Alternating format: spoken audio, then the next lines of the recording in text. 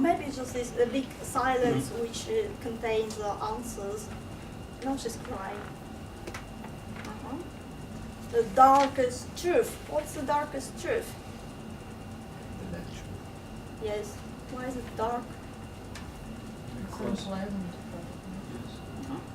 So, how would you feel realizing that you're not really human? Well, we think we're human. Well, I don't think I'm human, but I guess everybody here think they're human. How do you know? What proof do you have that you're human? Do you have any proof that you're human? No. Nobody has. Define human. We can feel. We can feel. These guys can feel too. Exactly, that's what I'm saying. Define human.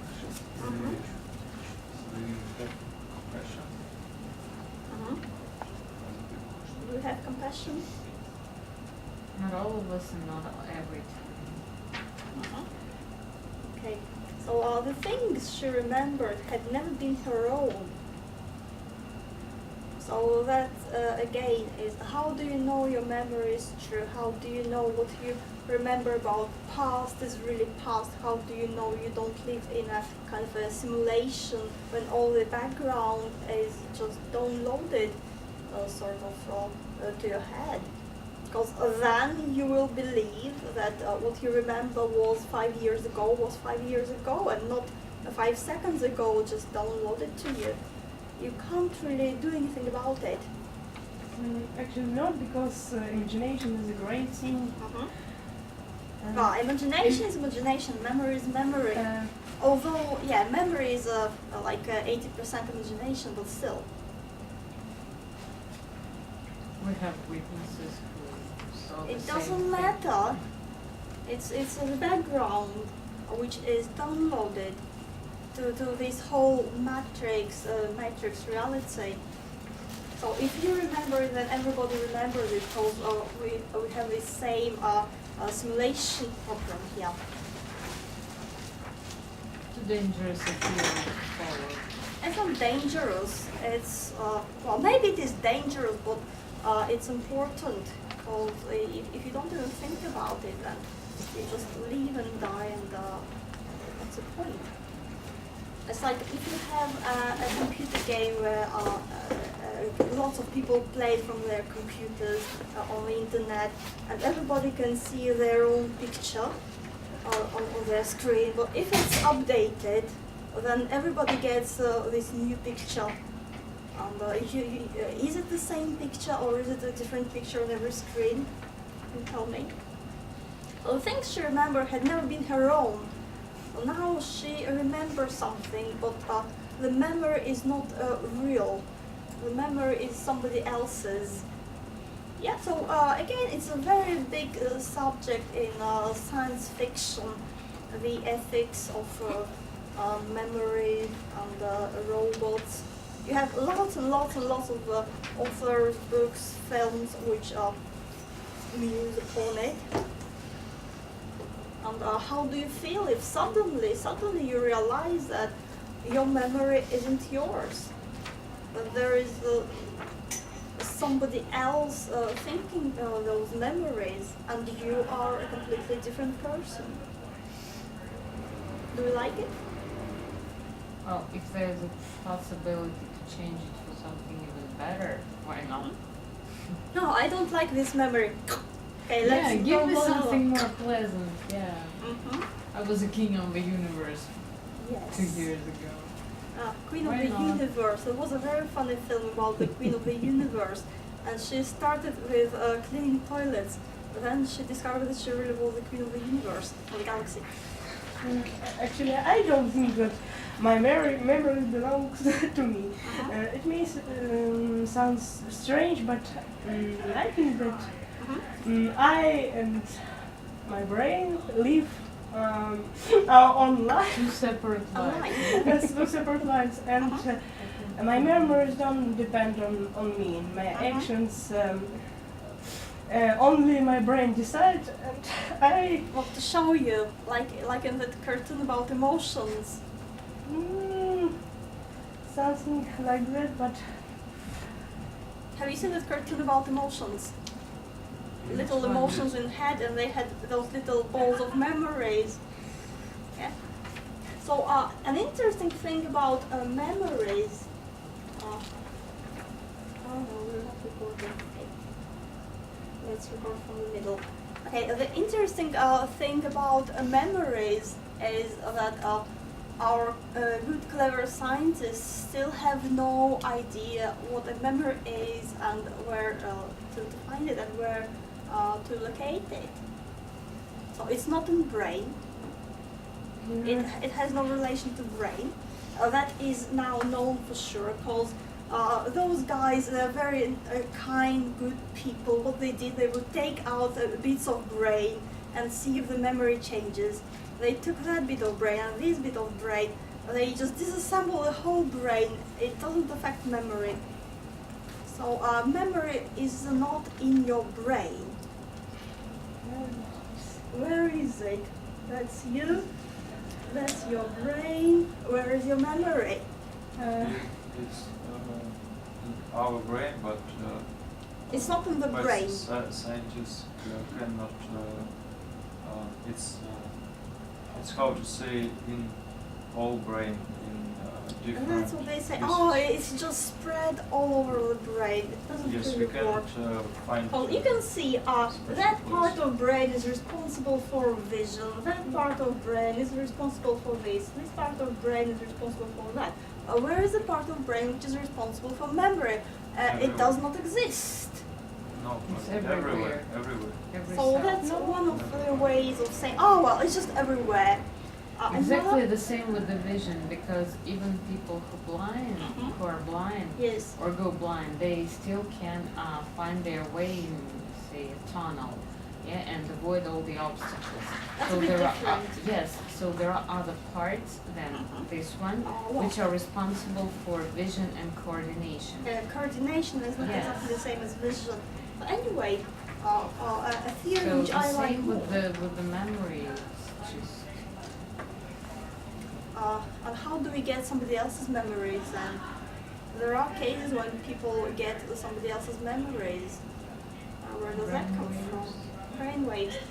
So Maybe a it's in our theory which I blood. like, a theory which I like is that it's like, imagine that your head is more like a TV set. That's your head, that's your TV set. So where is the picture? Is it inside your TV set? Is it, no, not really. It's those waves, yeah, a field, a wave, and you get it. So you don't keep it inside, it's outside as a sort of a field, and that's why you can't really find it. But these waves, they are not picture. That's not Only picture. accumulated on the monitor. It Uh-huh. become it Yeah, the becomes same picture. as what we can see is Yeah. not what we see. It's what our brain makes out from the signal. It's all signals that we get. You know that very lovely theory, like you can be a little brain in a jar. You wouldn't know the difference. Because all the information that you have about your reality around you is those signals which your brain then interprets, translates for you. And it's really very interesting what is there and what we perceive, because it's not the same thing. Like if you look at the text with disarranged letters, you can read it, and sometimes you look at it and you don't even notice something's wrong. So your brain makes the picture for you and it makes it nice. So if there's a nice big galaxy floating across the room, you just don't see it because your brain says, no, I'm not having any of that, and edits it out. There are lots and lots of examples of how brain does it. So it's really a bit tricky. What is memory? What do we see? What do we know? Where are we? Who are we? What is time? Yeah. And brainwave, Somebody said brainwave.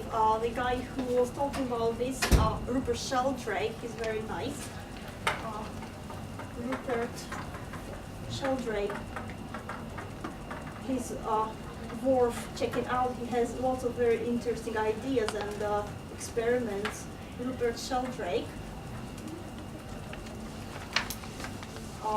He calls it a field. He has his own theory about it. How everybody has their own specific sort of pattern, and when these memories match your pattern, then you get your memories. But really, they're just everywhere. You don't get somebody else's memories because they don't match your pattern. You can find him on YouTube somewhere, and Sheldrake. He's got lots and lots of very good talks. Sheldrake. Memory is very strange, really, because I have a very clear memory of one event, and when other people tell me their version, it's completely different. I mean, like, completely. So does it mean I have a wrong memory? Does it mean they have a wrong memory? Or does it mean it never really existed and there was just a little glitch in this a memory file? I don't know. So everyone has its own perceptions of reality. Obviously, Its yes. own reality and their own world Mhm. around them. Yeah, it's like if we were to describe this room right now, then everybody would give a completely different description of it. We would agree on some basic things, but even then I say, that's a red table, and somebody says, no, it's not really a red, it's very bright brown, for instance. Yeah. And somebody says, it's not even a table, it's just a desk. Maybe. But anyway, we all see things differently, and somebody says, there's a stylish table, and somebody says, there's a stupid table. And somebody says, there's a bunch of molecules pretending to be a table. You're a very good table. Thank you for helping. Of course, the brain is a very interesting part of the body, and it is not explored to the end. No, but we really like material, let's say. We really like things. And the brain is a thing, and so we really like it. We say, it's all in the brain. Good brain, good brain. Somebody says this table is brain-shaped. If you look at it from above, it's brain-shaped. It's a very clever table, thank you. Okay?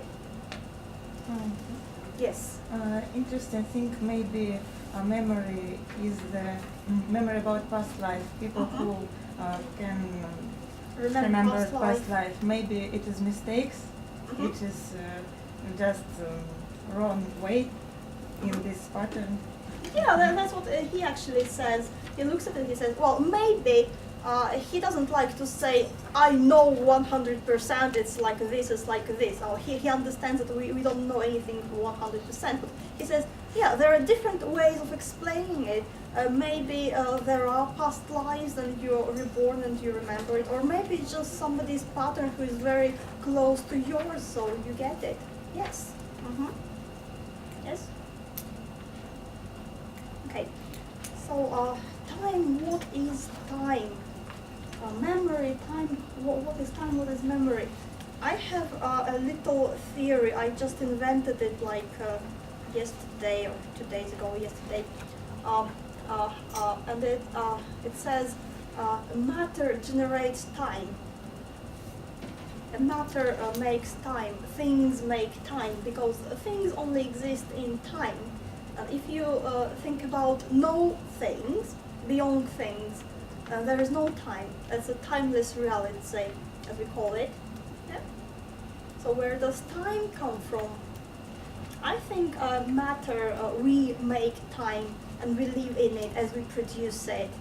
That's my theory. But if you're interested, you can go to contact to Shakeyburns and find the entry somewhere in the top entries.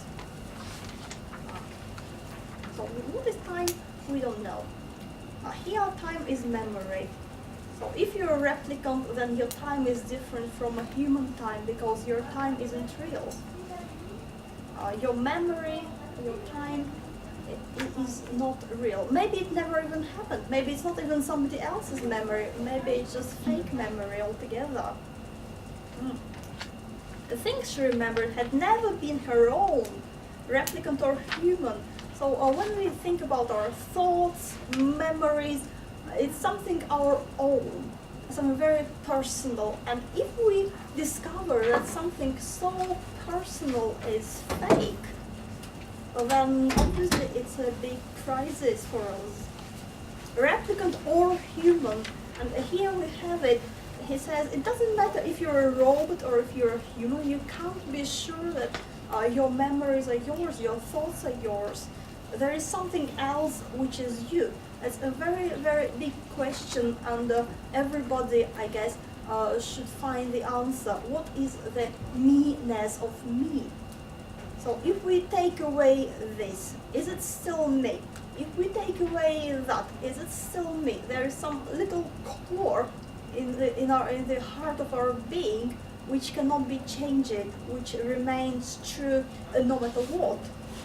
So you can say, what I think is me. Then something changes, you get too clever, too stupid, like in that story about this stupid guy who got very clever, then stupid again. Is it a different people? No, it's still him. And you say flowers for alternate. Yeah. Or say, oh, my memory is me. Well, what if that's a fake memories? Does it mean it's not you now? Suppose we believe in reincarnation, this kind of like thing. If you die and you get born again and you forget everything, is there still the same seed inside you as it was originally, the last time? I think it's a very good and important question to try and find this meanness of me, because lots of things we think about ourselves, or we think that is